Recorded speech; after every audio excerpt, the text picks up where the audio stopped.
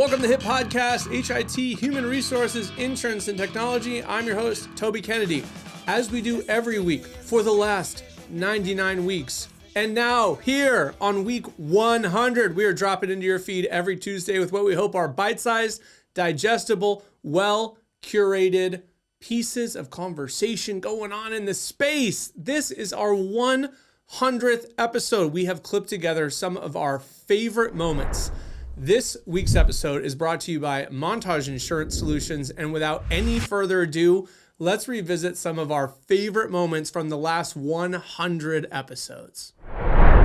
This week's episode is a fun one and tackles the whole 4-day work week conversation. Now, obviously, this idea isn't really a new one, and probably more obviously when you're dividing 7 days per week into 2 categories, work days and weekends. Somewhere along the way, employees were going to put their hand up and sort of say, hey, 5 and 2 isn't the most favorable split of 7 days in the week, but I think the idea is getting new traction, and I think it's worth talking about. Now, again, you can find articles in the 1970s about the 4-day work week gaining traction, but I think today's generation is looking a little more closely at something the Ford Motor Company came up with 100 years ago, right? The 5-day, 9-to-5, sort of 40 hours per week being the right number of hours to work. The harsh reality is that the pandemic sort of changed the way people view work-life balance. And as remote work continues to kick up and the gig economy sort of becomes more and more of a thing, I think Americans are looking at this more closely. In fact, a recent Newsweek survey showed that 71% of Americans favor a 4-day work week, and only 4% opposed it. It's a lot of yays and not a lot of nays, right? So we really want to start to take a look at, is this getting a little bit of momentum? And it's not just something that in theory surveyors are talking about, it's happening. The United States, Canada, Australia, the Middle East, Europe, there are companies adopting this. There's trials going on. There's a lot of things really kind of taking hold. In fact, recently the UK did a 6-month trial. Over 60 companies participated. It ran from June 2022 through to the end, through December of 2022, and the results were fascinating. Now, not surprisingly, employees reported benefits, right? But 71% less burned out, 39% less stressed, 48% of employees reported a higher satisfaction with their job.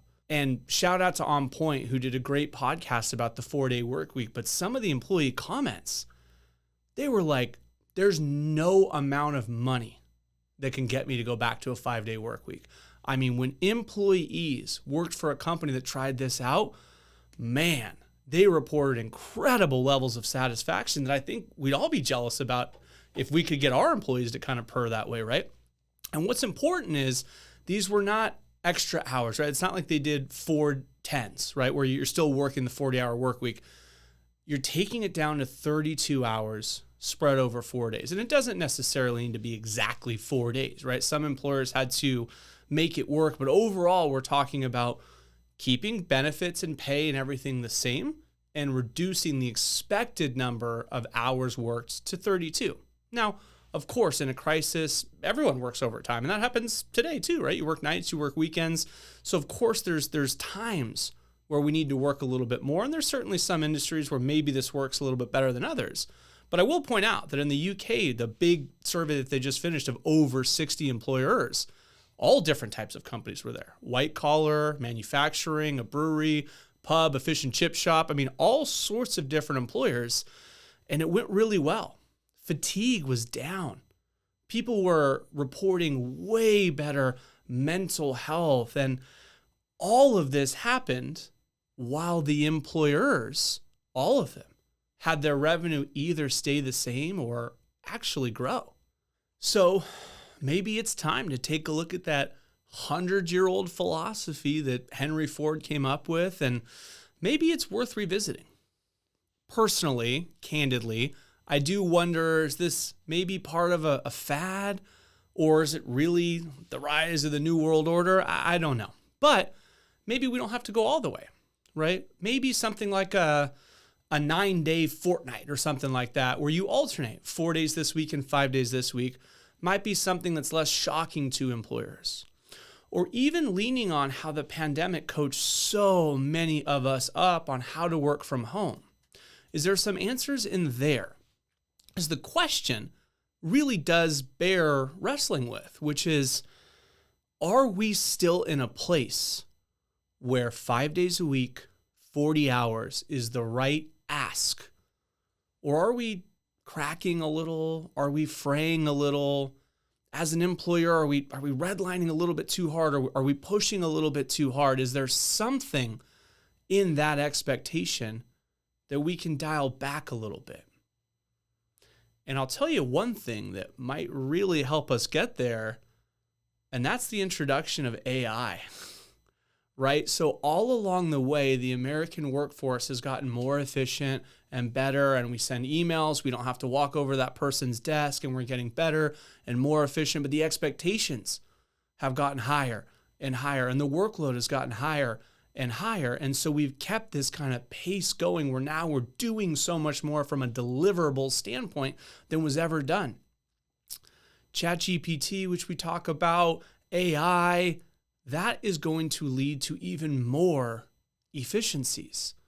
And I just wonder if maybe it's time to look at giving some of those efficiencies back in actual free time to employees, right? Keeping a similar number of staff and dialing back how many hours those people need to work, leaning on the strength of the technology. I want to address another topic that I've been having a lot of conversations about, and that is surrounding adding fertility benefits to the benefits portfolio. And man, is this a big conversation. And the reason I'm having so many conversations about this is it is a big topic. Fertility benefits have been on the rise. They've been one of the most popular benefits to be added to benefits portfolios, and that trend's just going to continue. In fact, a 2022 Meta survey of employer group plans found 61% of employers that have 500 or more employees offer some sort of fertility benefits. That's probably going to keep growing because of how expensive family building is. There's a couple of different ways for employers to set about tackling adding in fertility benefits. The first and most obvious is just to look and see what benefits are already available inside of the existing health insurance policies they have. Sometimes they're baked into the policies, and sometimes they're available for an additional rider, a sort of a la carte add-on to the benefits portfolio, if you will. But in addition to looking at what you have within your health insurance portfolio, there are these companies that exist to kind of wrap around, augment, and beef up the benefits that you give to your employees in the fertility space. There's a few different ways that the vendors in this space design their business model, and we'll get into all that in a minute. But one facet I want to address right at the outset is a framing that I've seen a lot of the thought-leading organizations in the space take to this matter. I'd argue that we want to consider broadening the conversation from infertility benefits to family building. And the reason I draw that distinction is, sure, while many of our employees going down this journey are indeed heterosexual male-female couples that are having trouble conceiving for one reason or another, that's not the entirety of the conversation, right? Part of our population that are going through this family building journey, infertility isn't really their issue, right? So some of our same-sex couples or even individuals that want to have a child and they don't have a partner, they get folded into the conversation about family building because family building includes but extends beyond things like egg freezing and in vitro to include conversations about surrogacy, adoption, and international or domestic adoption, foster care, right? All of the broader dialogue that comes with reterming it as family building. setting aside Knox-Keene, setting aside the EAPs that are sort of baked into our life and disability products, there's also some really cool vendors in the standalone EAP space as well that are really worth talking about. And they go beyond your free EAP. And I say free because obviously you bought a life or disability policy to get it. And that's because sometimes the EAP, although a great benefit, can be a little box checky, right? Where we have it, it's out there. But to be honest with you, statistics show that only about 5% of your employees are ever actually going to use the EAP. Now, I think a big part of this is an education thing, right? So employers have an opportunity, not only at open enrollment, but maybe at other times in the year as well, to communicate about the EAP and get some of that participation up. Because if we're going to offer the benefits anyways, we might as well make sure that folks have it, need it, and use it. And hey, listen, PSA, if you're going through something out there, guys, we really want you to know we care and we have this benefit for you. Because the other main problem with those EAPs is that you don't get any reporting whatsoever. Now, on the one hand, that can be seen as a good thing for employees because you can tell them with a straight face, this is completely confidential. We don't get any data back. But on the other hand, you don't get any data back, right? So it's something to where it'd be nice to know if people were using it, how many people were using it, even on a sort of macro level, so that we can identify spaces to have it be more efficient for us. And not only be more efficient for us, but allow us to gauge the ROI. So taking it a step further, we have the vendors that operate in the standalone EAP space that provide more robust offerings that might be worth taking a look at, right? Guys like Holman Group, Ally, Magellan, ACI, LifeWorks, ComPsych themselves in the standalone space, all of whom have a variety of offerings that you might want to talk to your broker or consultant about procuring bids, having finalist meetings, and reviewing. And there's good business reasons to explore these benefits as well. Poor well-being is associated with 4 times more missed days, twice as likely to quit your job, and an additional $3,000 in annual healthcare costs. And that's particularly important if you're self-funded, but either way, that extra money in your healthcare costs for folks that are experiencing poor well-being is really a reason to not only do the right thing to do the right thing, but backing it up for some business reasons as well. If you would have told me 10 or 15 years ago I was going to be having conversations about puppy and kitty cat insurance, I probably would have thought that things have gone sideways. But it's worked its way in. The fur babies, man, that is an important benefit. And only about 10 to 15% of employers are offering pet insurance, and it's kind of a nice way to differentiate yourself. It's almost always done on a voluntary basis, right? Voluntary meaning just that. Mr. and Mrs. Employee, if you want it, take it. Great. If you don't, no problemo either. But it's a nice way to kind of add an extra benefit to the benefits portfolio. Typically, the pet insurance world, so let's just dive into how it works, right? So we can all coach ourselves up on pet insurance.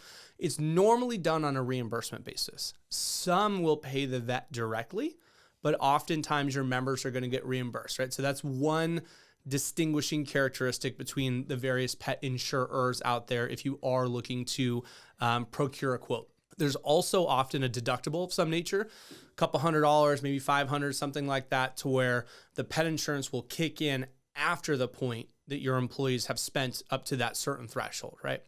And even after they've satisfied the deductible, there's almost always some version of a co-insurance where the plan will pay 70 or 80 or 90%, sometimes 100%, but not often, of the vet's bills. So when we're looking to distinguish pet insurers, number one, are they paying the vet directly, which maybe does keep some of my members' costs down, or are they reimbursing my members? Number two, let's look at deductible levels. So when is the insurance going to perform, like at what financial threshold? And then also, hey, let's look at the co-insurance amount, right? So is this plan going to perform where they pay 70% of the bill and this one maybe pays 90% of the bill, 80, 100? Those sorts of moving pieces are all inside of the various pet insurers. Now, some of them will do this on a payroll deduction for you. Some of them will only do it via a payroll deduction. And that might not be something you want. Maybe you just want to say, hey, look, guys, here's the 1-800 number, or here's the URL. You go to the pet insurer and you sign up if you want, and they'll go on a direct bill basis where they send you, a sign up of some nature and you pay them directly. Other organizations like when it's done via payroll deduction, right? But it's important for you to know as you're kind of shopping and maybe choosing between one pet insurer or the other, do you have a preference on whether or not it's payroll deducted, and can this vendor support one or the other? The next thing you want to look at is what's generally covered under the plan. Typically, pet insurance will come in one of three flavors: accident and illness, accident only, and then a wellness sort of a plan where they'll take care of vaccinations, routine visits, those sorts of a thing. Accident only, maybe that covers just like a broken bone or something that might befall your pet, whereas accident and illness maybe covers a little bit more. It's a little more robust, and your employees have more instances that are covered by the pet insurance where they can get some help with their veterinary bills. Equally as important with what they do cover, a lot of times we need to look at what they don't cover. What are things that are excluded? First and foremost, the plans might have some version of mandatory routine care where you have to see the vet or get your heartworm treatment or something like that for the plan to perform. That's typically not covered. Your member may have to pay that service along the way just to keep the plan active. But some other exclusions might be like a pre-existing condition or a certain age of the pet. Maybe that has either a waiting period or a complete exclusion associated with it, where they look back and if it hasn't been an issue for X amount of months, then it's no longer going to be a problem. Or they just say, look, if it's ever been an issue, this specific thing, if it rears up in the pet again, that just won't be covered. Some other things like boarding, kennels, exams along the way, maybe those are parts of typical exclusions that your insurer just won't cover with the pet. So we want to wrap our arms around some of those exclusions as well when we're choosing between which pet insurance vendor we're going to roll out to our employees. So we've talked about some of the inclusions. We've talked about some of the exclusions. The next piece of this puzzle is talking about the network. Most of the time, the pet insurers do not have a network, and they'll allow your members to see any licensed vet. But you do want to look into that, again, as we're trying to wade into this world of which pet insurance company do I think is right for my employees. A next piece to look at that would be the network, and to know typically they're supposed to cover really any licensed vet. And finally, what you'll typically find baked into the policy are maximum coverage amounts. So your insurer might have some flexibility on the deductible, might have some flexibility on whether or not they payroll deduct, some flexibility on the co-insurance amount. And then the last piece is the annual maximums. Some companies go as low as like $2,000 to $3,000. Some companies like Spot does a really great job of being super flexible. They'll go all the way up to unlimited maximums. But a lot of them will have $5,000, $10,000, $15,000, that type of a range of the annual maximum. So, hey, we're going to pay for 80% of the vet bills at any licensed vet to an annual maximum of $10,000, for example. Let's consider benefits that aren't solely pay-based. Obviously, money goes a long way, and that's one piece of the equation. But what about flexible schedules? What about encouraging folks to volunteer? What about putting work-life balance ahead of maybe some of the other strategic initiatives we might have been looking to do? There's lots of conversations about the 4-day work week and about how much we are putting upon our employees. But ultimately, anything we can do, whether it's increased remote work, whether it's matching donations for their favorite charity, whether it's looking at simple things, titles, people, who do they report to, what team are they on? It doesn't always need to be a benefit that's pay-based, and that's an extra part of the equation that we should try to get creative on as we're designing this world looking to increase our employee engagement.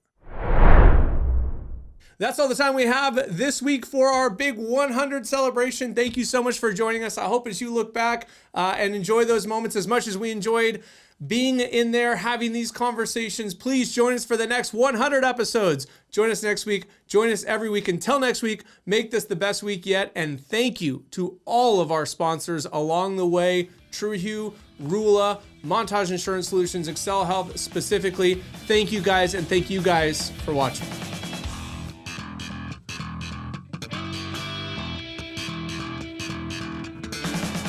There seems to be a suspicious